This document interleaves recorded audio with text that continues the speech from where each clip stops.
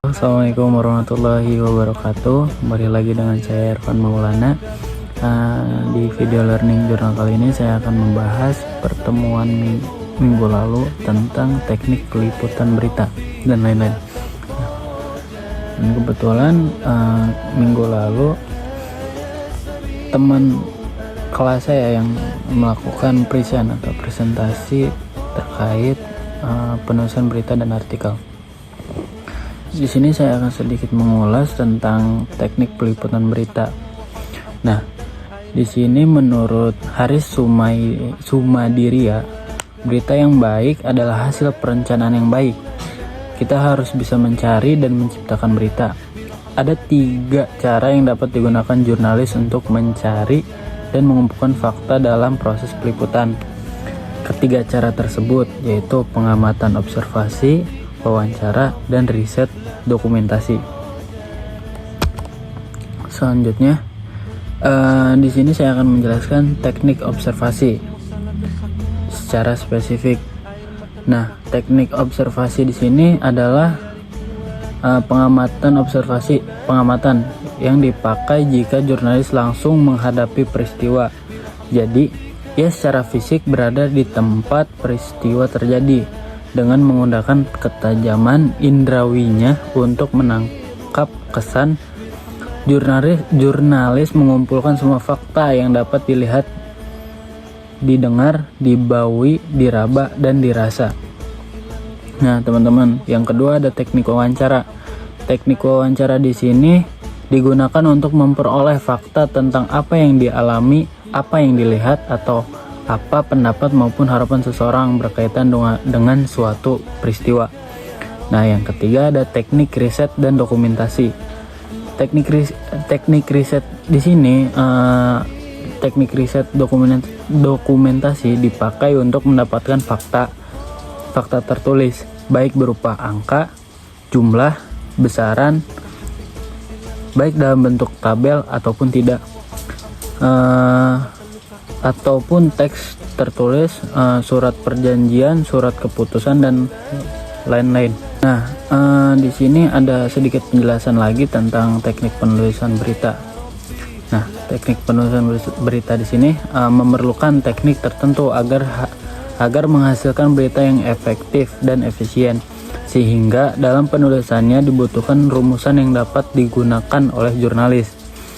Berita yang baik dituliskan berdasarkan struktur penulisan berita. Selanjutnya, struktur penulisan berita digunakan agar sebuah berita dapat mudah dipahami oleh pembaca atau pendengar ataupun penonton. Nah, struktur penulisan berita itu dapat dibedakan menjadi 3 jenis, yakni piramida, yang pertama piramida, yang kedua piramida terbalik, dan juga kronologis. Nah, di sini ada komponen-komponen yang ada di piramida normal.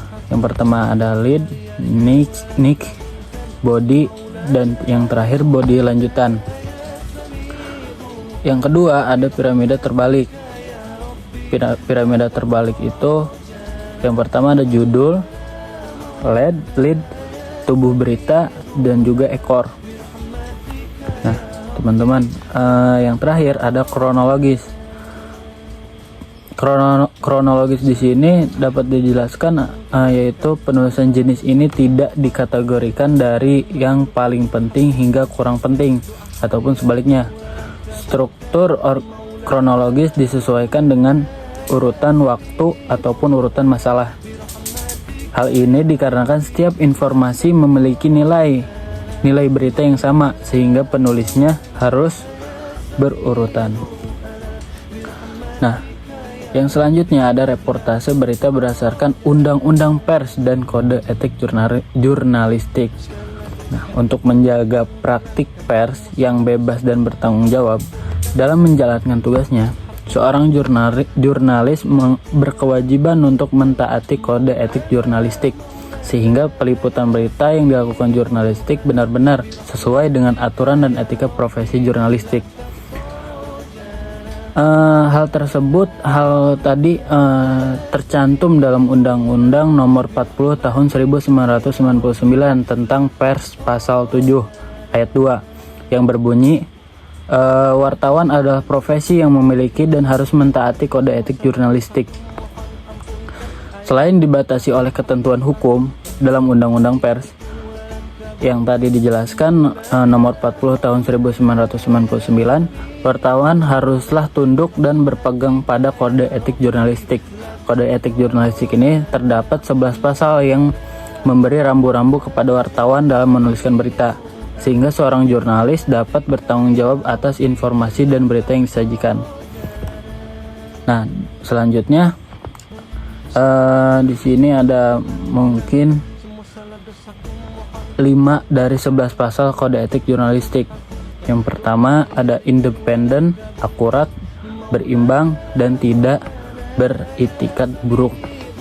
Yang kedua, menempuh cara-cara profesional dalam tugas jurnalistik. Yang ketiga, tak membuat berita bohong, fitnah, sadis, dan cabul.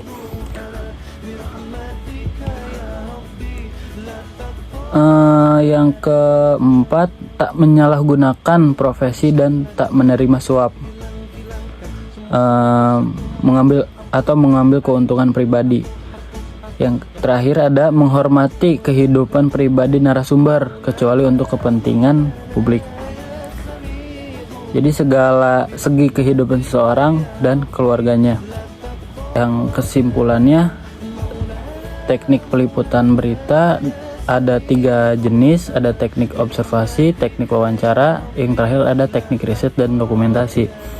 Yang teknik penulisan berita tadi teknik peliputan, dan juga di sini ada teknik penulisan, itu strukturnya ada piramida terbalik, kronologis, dan juga tadi sudah dijelaskan tentang dasar-dasar hukum Undang-Undang Pers dalam kode etik jurnalistik. Yang sedikit dijelaskan tadi ada 5 ringkasan. Nah, itu saja mungkin dari saya, kurang lebihnya mohon maaf. Akhirul kalam, ihdinas siratal mustaqim, wallahul muwaffiq ila aqwamit thoriq. Wassalamualaikum warahmatullahi wabarakatuh. Semua salah dosaku mohon ampunkan, air mata lukaku hapuskan, doa hari-hari ku kabulkan Maulana.